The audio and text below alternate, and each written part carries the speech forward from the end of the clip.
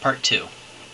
So, anyways, we got dragged into this because we got sick of the yelling and the screaming and the banging on doors and all the provocation that was bugging us.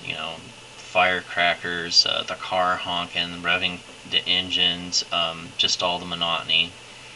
And then apparently the neighbor's cat next to us disappeared. Their kids were looking for it, but they didn't raise a stink about this and started pointing fingers at us until the other neighbor's cat got shot with a pellet or some kind of crazy thing.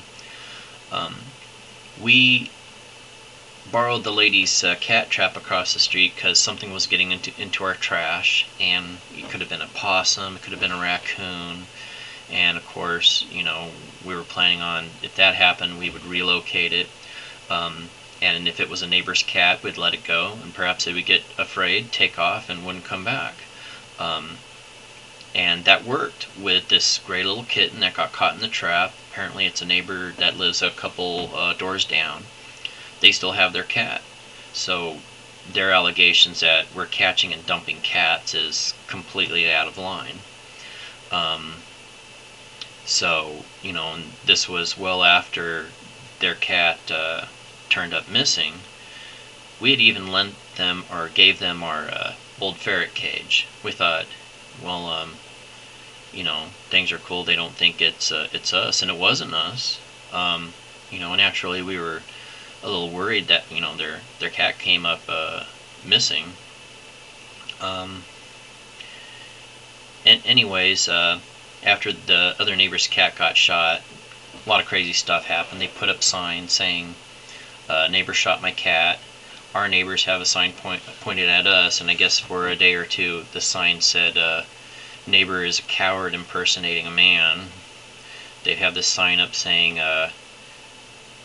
"Attention neighbors, this neighbor is luring cats onto his property, trapping them, bringing them to animal control. Does this sound fair?" It just escalates.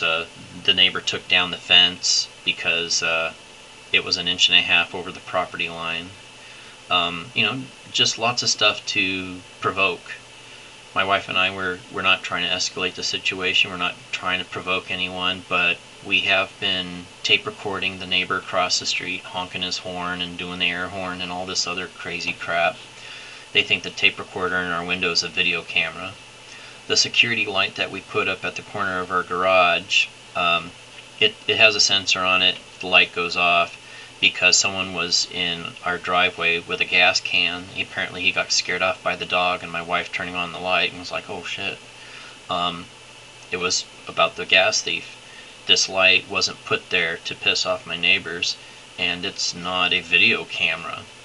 It's just insane, the stuff that they think that we're doing just to tick them off.